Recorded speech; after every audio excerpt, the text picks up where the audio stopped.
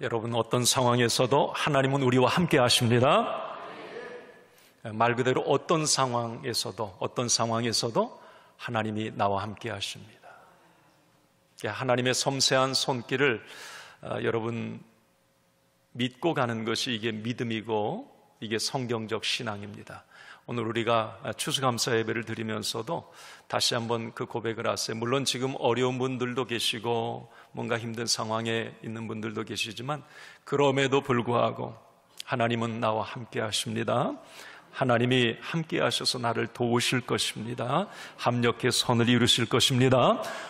이 확신, 이 믿음 가지고 오늘 이 예배 하나님 앞에 올려드리시기 바랍니다. 지난주에 우리가 이제 오늘 사도행전 말씀 추수감사절이지만 강해를 이어가도록 하겠습니다. 무서운 암살자들의 칼 아래에서 하나님은 바울과 함께 하셨고 바울을 보호해 주셨습니다.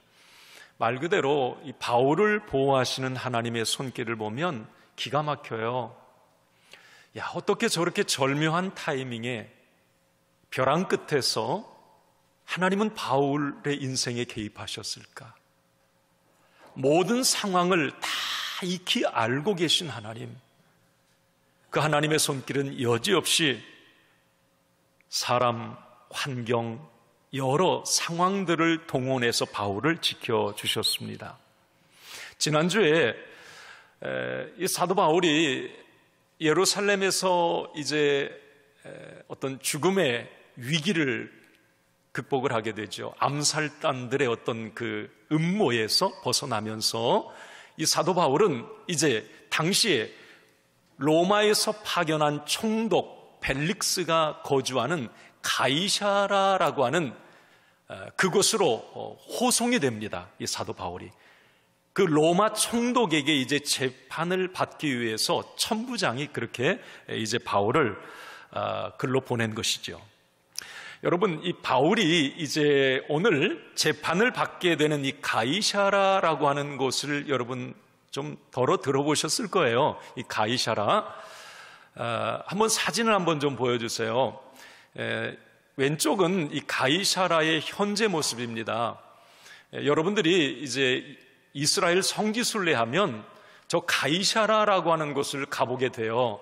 지금 저 똑같은 모습이에요, 왼쪽에. 자, 그런데 오늘 사도행전 24장 오늘 본문의 이 사도 바울 당시의 가이사라는 이 오른쪽에 이런 모습이었습니다. 그러니까 이제 좀 이 가이사라가 사실 인공적으로 만든 해양 도시예요.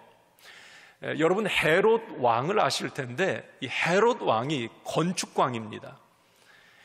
그래서 뭐 수많은 곳에 이 건물들을 세웠는데 특별히 저 가이사라에 이제 헤롯 궁을 비롯해서 뭐 여러 해양 도시를 만들면서 이 헤롯 왕이 당시의 로마 황제였던 가이사라 황제에게 저 도시를 바쳐요. 그러면서 도시의 이름을 가이사라라고 이렇게 이제 이름을 지게 됩니다. 아주 화려한 도시이고 저곳에 가면 이제 지금도 이 헤롯 궁에 일단 이제 바울이 이 헤롯 궁에 감금이 되는데 얼마나 좋은 곳인지 가보면 알게 돼요. 인공 풀장이 있고 그 당시에 그래서 영화 배너의 촬영지이기도 했어요. 이 가이사라가 어쨌든 유명한 화려한 도시입니다.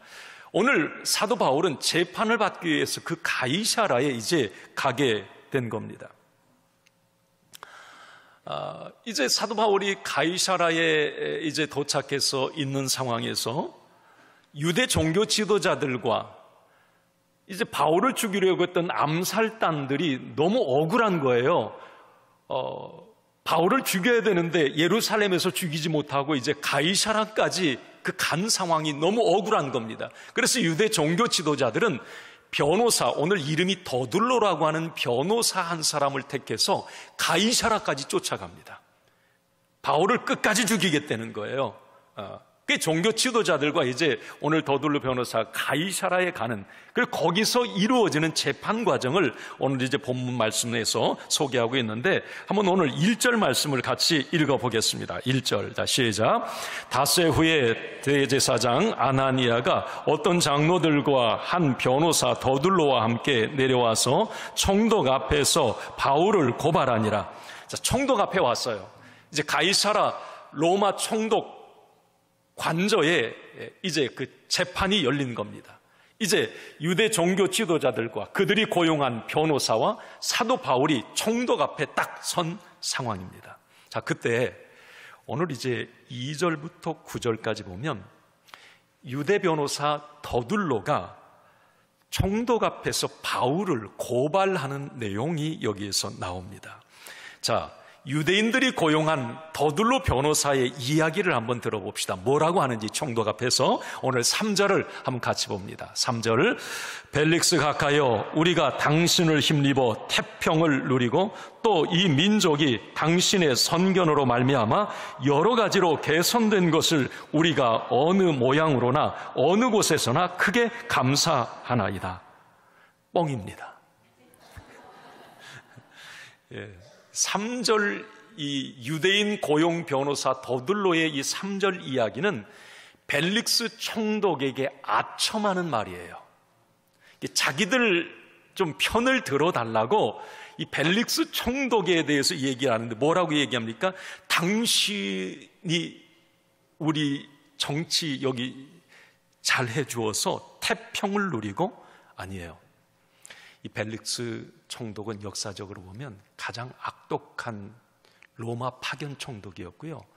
난폭했고, 그리고 그 벨릭스 총독이 이스라엘을 통치하는 그 기간에는 가장 데모가 많이 일어났고, 그리고 사회가 혼란스러웠어요. 그러니까 오늘 더둘로 변호사가 당신 때문에 지금 나라가 태평하고 당신이 많은 일들을 개선시켜가지고 지금 나라가, 우리 지금 이스라엘이 안정되었습니다. 이게 다 거짓말이거든요. 다 거짓말이에요.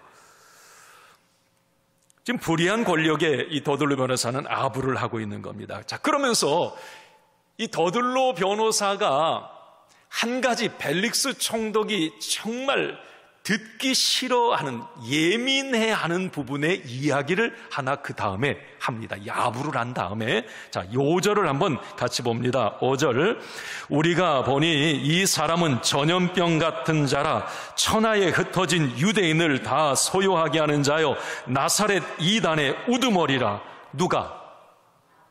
누가요? 바울이. 야, 여러분, 이 사람은 전염병 같은 사람이다. 바울 보고 하는 말이에요. 그 유대인 고용 변호사가, 바울 저 사람, 저 전염병 같은 사람이, 예전 성경 여러분 혹시 여기 가지고 계신 분들, 저 사람 연병 같은 자라고 그렇게, 연병이라고, 엠병 한다고 그러잖아요. 연병 같은 사람이다. 이게 바울 보고 하는 말이에요. 왜 그러냐면 그 뒤에 하는 말이, 저 사도 바울은 소욕해 하는 사람이다. 사회를 혼란케 하는 사람이고 나사렛 이단의 우두머리라. 이 말은 폭동의 주동자급입니다. 저 바울. 그래서 저 바울은 전염병 같은 사람이니 당신 저 사람에게 사형 언도를 내리세요. 이 말이에요. 자, 당시에 이 벨릭스 총독이 이 말이 왜 예민하게 들였느냐면, 당시 로마는 종교적으로는 관대했어요. 유대인들이 뭐 하나님 믿고 하는 것은 내버려뒀단 말이죠. 그런데 정치적으로는 엄격했습니다. 왜 그러냐면 그 당시 로마가 이제 뭐 거의 그 주변을 다 나라들을 지배하는 상황에서 뭔가 데모가 일어나고 로마 정부에 뭔가 이 반기를 드는 어떤 소요 사태가 일어나는 것을 가장 예민하게 로마는 생각했기 때문에, 자, 저 바울은 소욕해 하는 자고 데모의 주동자급이고 연병 같은 사람이기 때문에 가만두면 안 됩니다. 이 이야기거든요. 그런데 이것은 팩트입니다. 바울은 전염병 같은 사람 맞아요. 복음의 확진자입니다. 이 사도 바울. 여러분, 코로나 때 다 여기 한 번쯤은 다 확진되셨었죠? 한번 여쭤봐야 되겠네. 나는 코로나를 안 걸렸다 그런 분 한번 여기 손 들어. 우와, 진짜예요? 와, 아니 진짜 많이 계시네. 와, 자랑스러워가 손을 막 계속 들고 계시네 막. 아니 진짜예요? 와, 이거 뭐 국보급이네 이거. 뭐 2번씩 3번씩 걸리는데, 야, 대단하시구나. 박수 치자고 하면 좀 이상할 것 같아가지고 제가 좀 박수는 안 찍었어요. 근데 참 멋있습니다. 왜 내가 이 이야기를 하고 있어요 지금? 예? 맞아. 그래요. 지금 정신이 없어요 지금 제가. 복음의 바울 보고, 자, 복음의 연병, 전염병 같은 사람이다. 그게 우리가 아까 전염병 얘기다 그랬군요.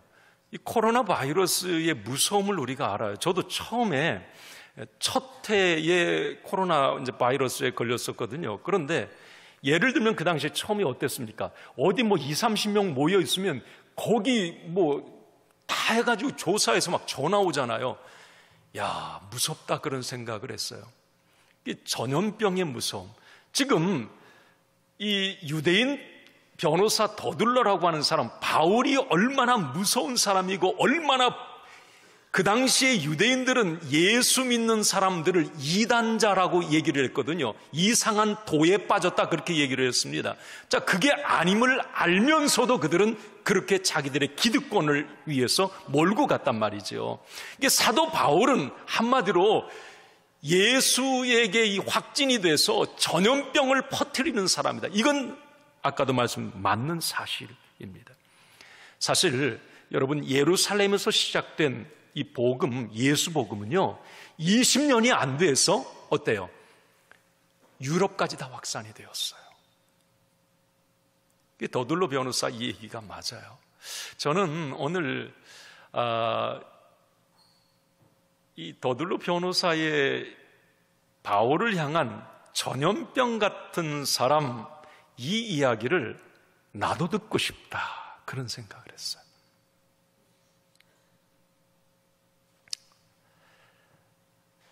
예수의 생명, 복음 바이러스에 확실히 감염되길 원해요. 네, 나는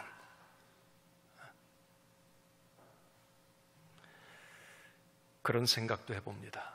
내가 확실하게 복음의 확진자라면 그런 생각도 했어요. 정말 우리 그리스도인들이 오늘 예배드리는 저와 여러분들이 확신이 우리가 복음에 감염된 사람들이라면 여러분, 내가 들어간 직장과 내가 들어간 가정, 내가 복음의 확진자 맞아요. 자, 그러면 거기에 전염이 일어나야 돼.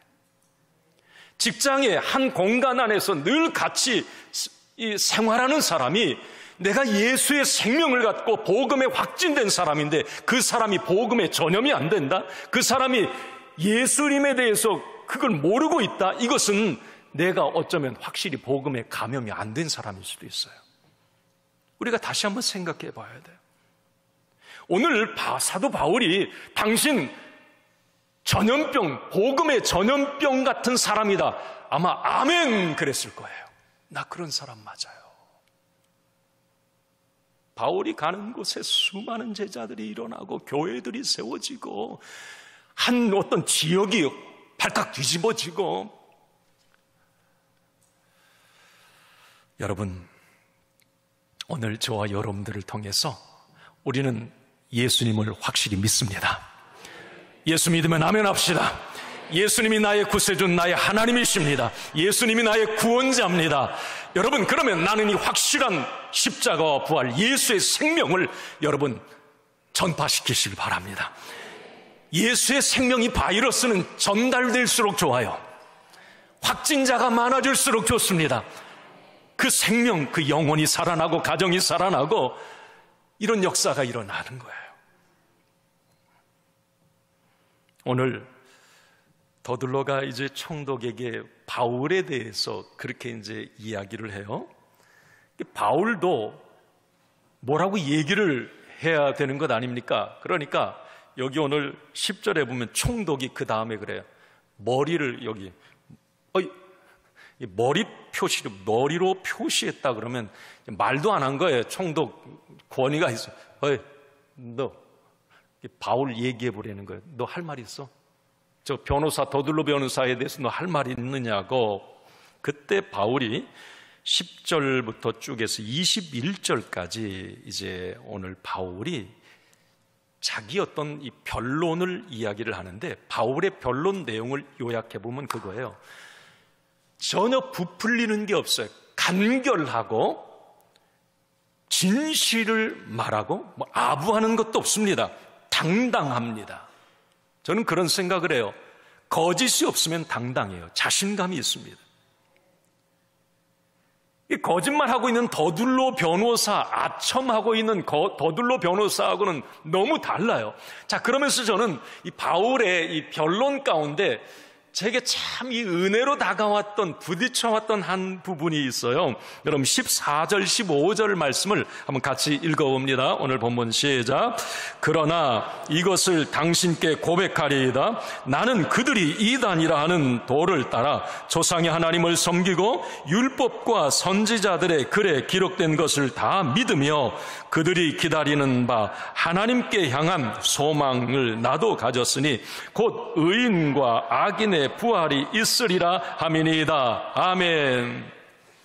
이게 무슨 말인 줄 아세요? 지금 바울은 이 재판장에서 이 이야기하면 안 돼요. 요즘 말로 조금 말만 안 하면 이 바울 자기에게 살아날 기회가 많아요. 그런데 지금 자기 혼자, 그리고 다 반대편이야. 이 말 하면 죽어요. 그런데 바울이 이 말을 합니다. 그 말이 무슨 말이에요? 당신들이 이단이라고 얘기하는 그 예수, 이 도, 이것을 나는 믿습니다. 이 무슨 말? 나는 예수쟁이 맞습니다. 나는 그 복음에 전염병 감염된 사람 맞고요. 나는 내 조상의 하나님을 믿으며 구약의 율법도 믿으며 당신들이 이단이라고 하는 예수님도 믿습니다. 나는 그리스도인입니다. 와, 지금 이 말하면 죽는다니까요. 예. 사도 바울, 그러나 거침없이 당당하게 자기의 정체성을 드러냅니다. 야, 저는 이 부분이 참 너무 이 대목에서 이 말씀 묵상하면서, 야, 나 같으면 그런 상황에서 그렇게 말할 수 있을까? 야, 참 바울 멋있다. 그냥 아무 말 안 하고 가만히 있으면 어떨까? 여러분, 예수 믿는 것이 부끄럽습니까? No? 아니죠? 여러분, 내가 집사, 권사, 장로인 게 어디 세상에 나가서 부끄럽습니까? 숨기고 싶습니까? 어떤 모임에서 나 주일교회 집사야, 나 권사야, 나 장로야, 이렇게 당당하게 말하는 게 부끄럽습니까? 아니죠. 왜 결정적인 상황에 내가 그리스도인인 것을 숨겨야 합니까?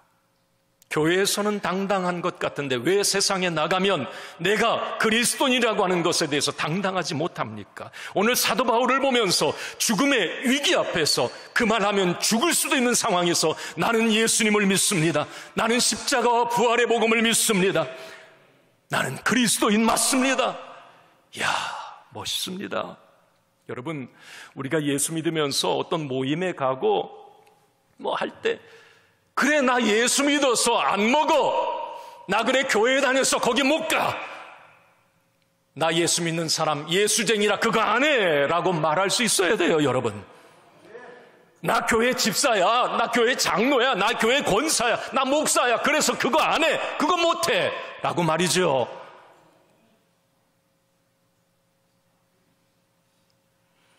믿음에 어떤 선이 있어요. 데드라인이 무너져 버리면 여러분 다 잃어버리게 되는 거예요. 적어도 내가 지켜야 될 어떤 믿음의 선이 있어요. 선. 그거 자기가 알아요. 그 부분에서 절대 양보하지 말아야 합니다. 여러분, 바울처럼 세상 앞에, 상황 앞에, 권력 앞에 당당하시기 바랍니다.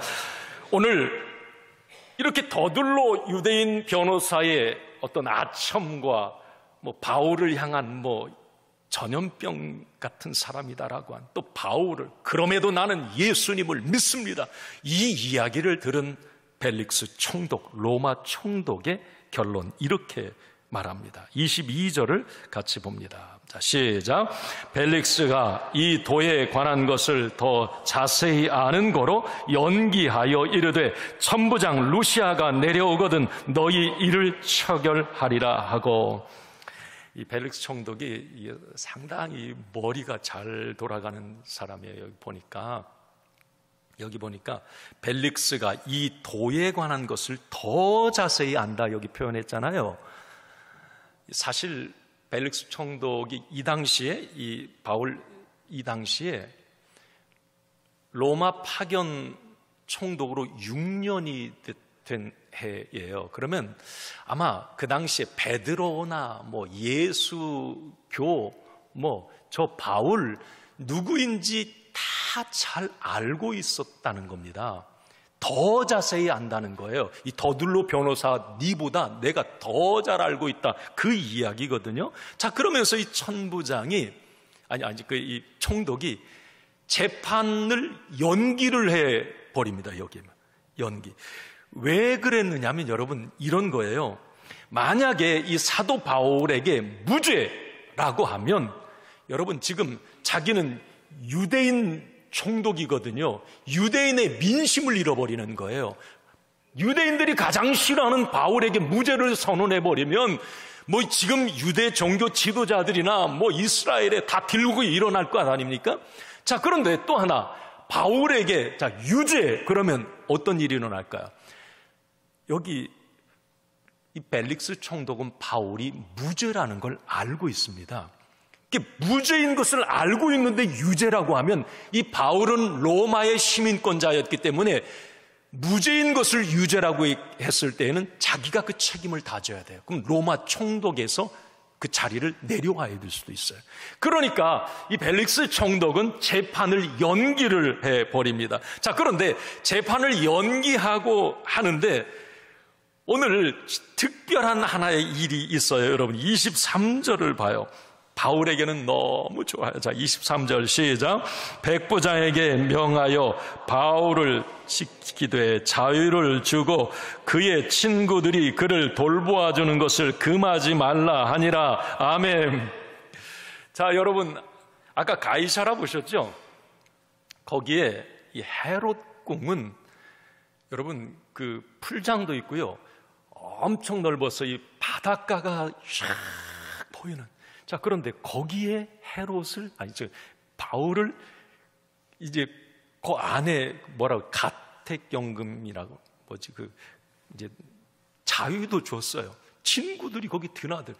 그냥 호텔에서 그냥 어디 지금 여행 가가지고 있는 그런 상황으로 하나님이 이 사도 바울을 지키신 거란 말이죠. 그런데 여러분, 벨릭스 총독이 왜 이렇게 갑자기 사도 바울에게 호의를 베풀었을까? 이게 포인트예요. 벨릭스는 총독이었고 수많은 재판을 해보았습니다. 그런데 바울에게 아주 강렬한 인상을 이 총독이 받은 거예요. 다른 죄수들은 뭔가 자기 앞에서 재판을 받을 때 벌벌 떨고 거짓말하고 비굴하게 굴고 그러는데, 아니 사도 바울 이 사람은 너무 당당하고 자신감이 있어 보이는 거예요. 아마 벨릭스가 그런 생각을 했을 거예요. 뒤에도 돈을 받을까 하여 그런 말이 나오는데, 저 사람이 엄청난 부자인가? 이상하다. 내가 알기로는 그냥 다소 시민, 로마의 시민권 그 정도. 그런데 저 당당함이, 로마 황제하고 뭔가 친척 웃긴가? 뭐 나름대로 막 이 벨릭스 총독은 여러 가지 이제 생각이 들었던 겁니다. 그러면서 자기가 자칫 잘못했다가는 큰 코 다칠 것 같은 생각이 드는 거예요. 그러면서 뒤순대 묶어두지도 않고 호텔궁에서 그냥 자유롭게 왔다 갔다 하면서 맛있는 거 먹고 뭐 그냥 거기서 그렇게 이제 지내게 되는 거예요. 여러분, 저는 여기서 이런 생각이 들더라고요. 여러분, 우리가 사실 가진 게 많이 없더라도 뭔가 내가 부족함이 있더라도 여러분, 내가 예수 믿는 사람들이라면 세상 사람들이 나를 함부로 할 수 없는 뭔가 영적 품격을 우리 모두 갖추시길 바랍니다. 야, 그랬으면 좋겠어요. 야, 저 사람 예수 믿는 사람 뭔가 당당하고 뭔가 옳고 그름이 분명하고 자기 철학이 분명하고, 야, 저 부분 안 가, 못 먹어, 안 해, 야, 멋있다. 그런 거예요, 여러분.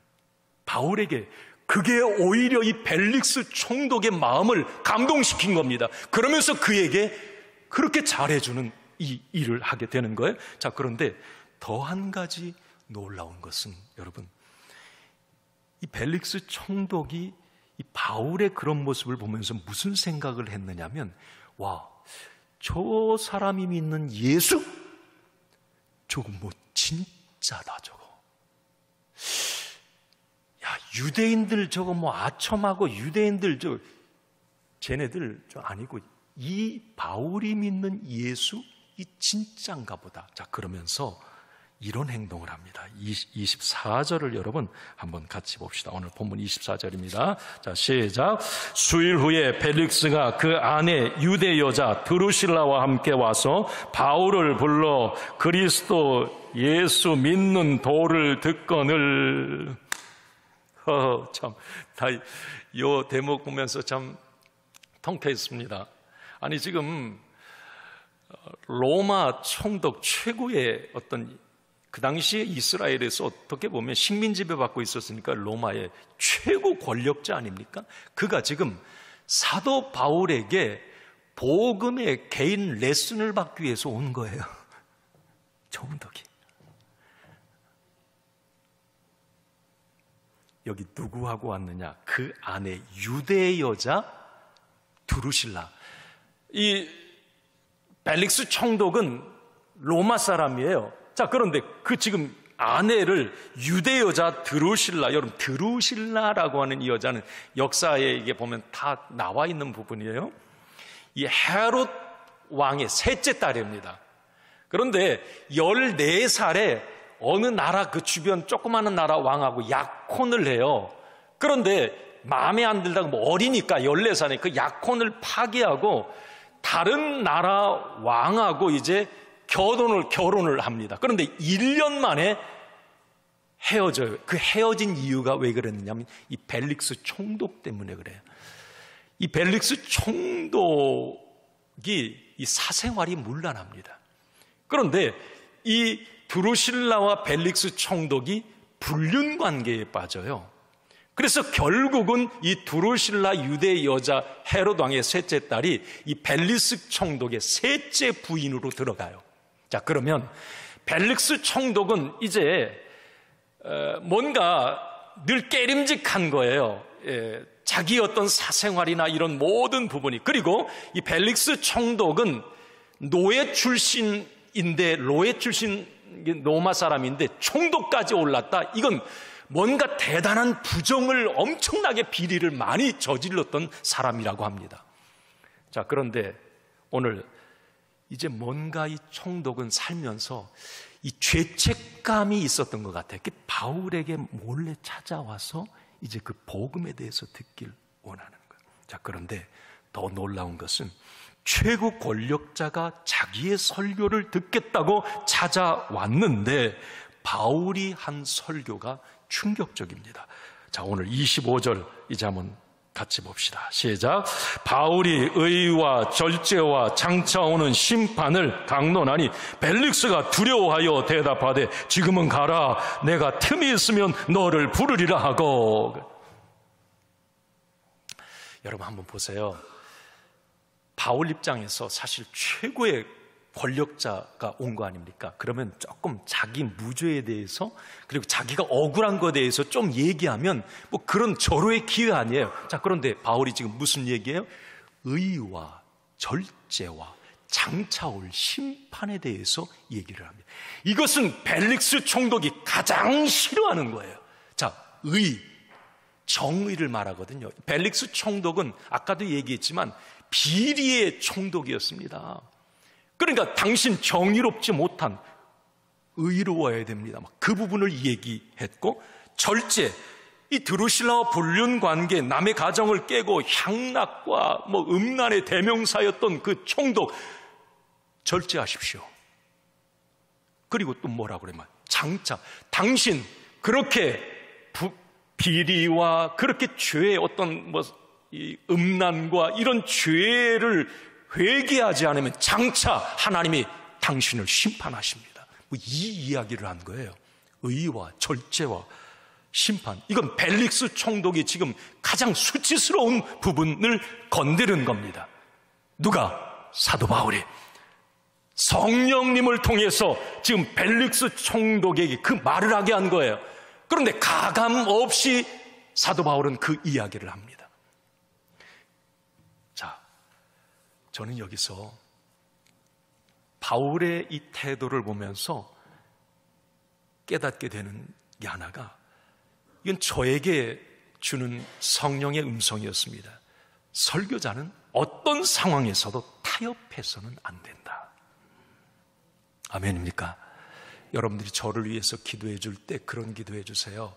우리 담임 목사님이 강단에 설 때에 하나님의 말씀을 가감 없이, 제가 그런 기도하죠. 가감 없이 주의 말씀 전하기, 날 것으로 살아있는 말씀으로 그대로 선포하게 해주세요.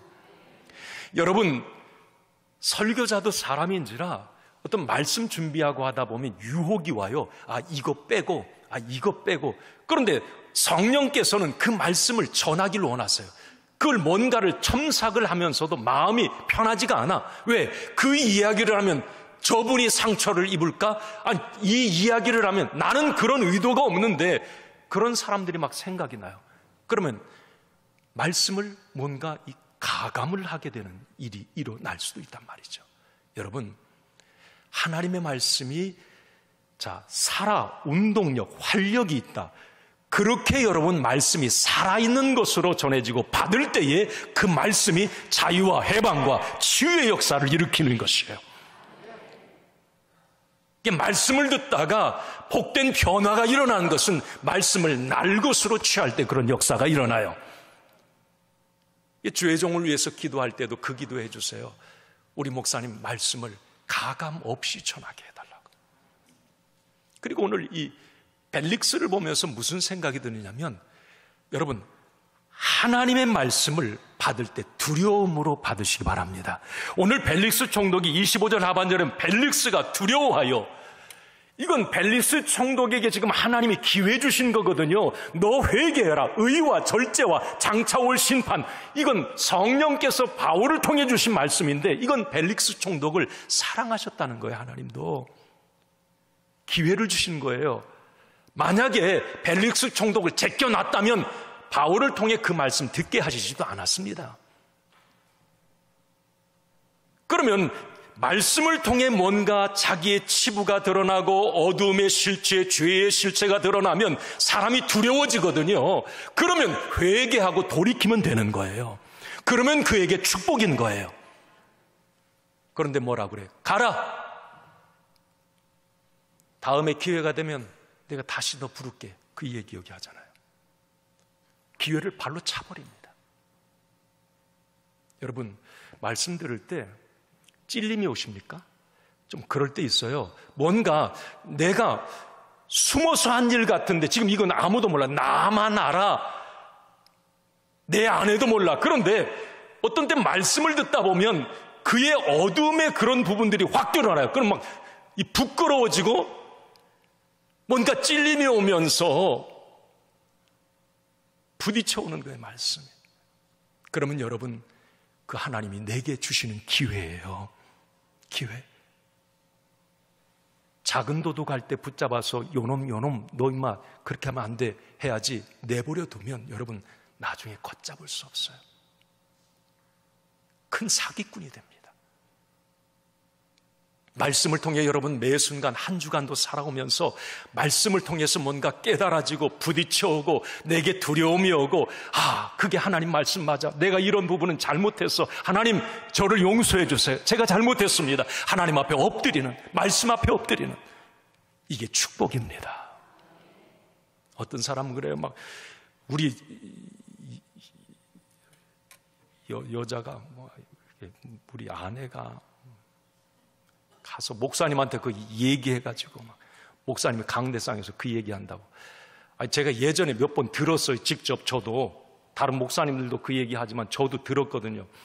왜 그 이야기 우리 집사람이 얘기했죠, 목사님? 아니요, 당신 아내 만난 적도 없어. 말씀을 하다 보면 어떤 부분에 똑같은 2부 예배, 3부 예배 말씀이 똑같잖아요. 그 부딪혀오는 것은 다 달라요. 네. 오늘 드러난 것이 축복이다, 이 벨릭스를 통해서 그 부분을 깨닫게 되었고요. 자, 오늘 이제 말씀을 정리하면서 이 부분은 그래도 여러분 좀 드리고 말씀 마쳐야 될 것 같아요. 오늘 25절 끝절 참 우리에게 은혜가 되는 한 절, 이제 오늘 말씀 마지막입니다. 읽습니다. 시작. 이태가 지난 후 보르기오 베스도가 벨릭스의 소임을 이어 안 나왔네. 어디 몇 절이 27절이요? 좀 보여주세요. 자, 읽습니다. 시작. 이태가 지난 후 보르기오 베스도가 벨릭스의 소임을 이어받으니 벨릭스가 유대인의 마음을 얻고자 하여 바울을 구류하여 두니라. 아멘. 자, 바울이 그 헤롯궁 가이사라에 얼마 동안 갇혀 있었습니까? 퀴즈, 얼마 동안? 2년. 이태 2년. 몇 년이요? 2년 동안. 자, 그러면 바울이 2년 동안 감옥에서 옥살이 하는 것 억울할 수도 있어요?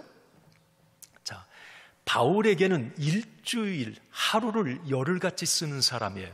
바울에게 한 달을 주면 한 도시를 다 뒤집어 놓고 수많은 교회들을 세우고 수백 사람의 제자들을 일으켜요. 자, 그런데 2년 동안 하나님이 바울을 감옥에 가둬두었다? 하나님이 바울을 사랑하지 않으심인가? 재수 없어? 여러분, 아닙니다. 제가 여기서 기가 막힌 걸 알았어요. 하나님이 왜 2년 동안 사도 바울을 감옥에 그렇게 그 바쁜 사도를 가둬놨을까? 여러분, 만약에 사도 바울이 무죄로 석방됐다면 사도 바울은 얼마 못 가, 사도 바울도 사람이에요. 얼마 못 가서 아마 탈진이 되고 쓰러졌을 것 같아요. 지금 1차, 2차, 3차 전도여행 쉼 없이 계속. 근데 다니는 곳마다 비난을 받고 폭행을 당하고 여러 일들을 경험, 심리적 스트레스, 체력 고갈로 인해서 얼마 못 가서 바울 쓰러졌을 거예요. 그런데 하나님이 2년 동안 헤롯궁 해양도시 호텔 같은 곳에서 친구 만나면서 자유롭게 거기를 보면서 하나님이 힐링하는 특별 휴가를 주셨어요. 이거 기가 막힌 하나님의 은혜 아닙니까? 그런 생각이 드는 거예요. 와, 하나님 멋있다. 또 하나는 바울이 만약에 바로 석방됐다면, 무죄 석방됐다면 지난 장에 40명의 암살단, 그들 가만 안 놔둘 수 있을 거예요. 나오자마자 바로 바울은 죽었을 수도 있습니다. 뭔가 하나님이 2년 동안 그들이 바울에 대해서 뭔가 잊혀질 만큼의 시간, 2년을 거기에 딱 두시면서 하나님은 바울을 안전한 곳에서 쉬고 배려해 주신 거죠. 이것을 여러분 변장된 축복이라고 그래요. 자, 말씀 마칩니다. 지금 여러분들 가운데 어떤 고난, 또 뭔가 어려움, 답답함이 있다면 여러분 너무 쉽게 속단하지 말고 쉽게 포기하지 마시기 바랍니다. 하나님은 분명히 생각이 있으세요. 아까 말씀드렸지만 하나님이 뺄셈을 하시면 반드시 뭔가 덧셈을 하고 뒤에서 계세요. 그러니까 그 하나님의 어떤 손길을 여러분들이 꼭 기억하셨으면 좋겠어요. 바둑 1급짜리는 야 이거 죽었다, 이거 수가 안 보여. 9단짜리 가보면 수가 수십 개예요. 여러분, 나는 안 된다, 끝장이다, 뭔가 힘들다, 가망성이 없다라고 하지만 우리 하나님께서 보실 때는 수백 가지 살 방법이 있습니다. 자, 오늘 여러분 바울처럼 뭔가 뜻하지 않은 그런 어려움, 사면초가의 상황에 놓여 있는 분들이 계시다면 오늘 이 설교는 당신을 위한 것입니다.